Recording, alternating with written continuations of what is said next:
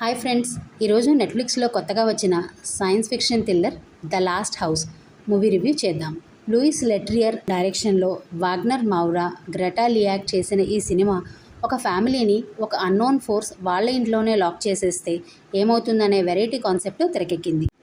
ఒకరోజు పొద్దున్నే నిద్ర లేచేసరికి వాళ్ళ ఇంట్లో ఉన్న తలుపులు, కిటికీలు ఏవీ తెరుచుకోవు.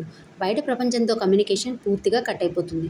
బయట ఆగకుండా వర్షం పడుతూనే ఉంటుంది. రోజులు, వారాలు, నెలలు, ఏళ్లు గడుస్తాయి.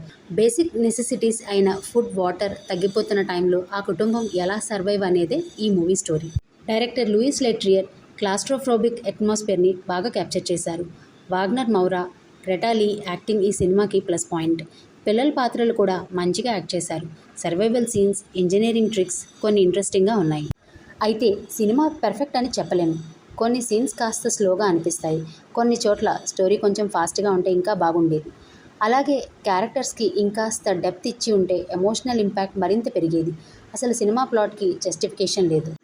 Plus points: mystery elements, atmosphere buildup, cinematography, background score.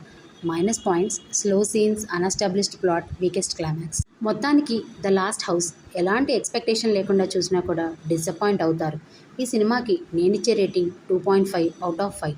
ఇలాంటి మరిన్ని movie are web series reviews కోసం మన ఛానల్ని సబ్స్క్రైబ్ చేయండి. వీడియో నచ్చితే లైక్ చేయండి, షేర్ చేయండి. మరో ఇంట్రెస్టింగ్ మూవీ లేదా సిరీస్ రివ్యూతో మళ్ళీ కలుద్దాం. అప్పటి వరకు సినిమా చూద్దాం, సినిమా గురించి మాట్లాడుకుందాం.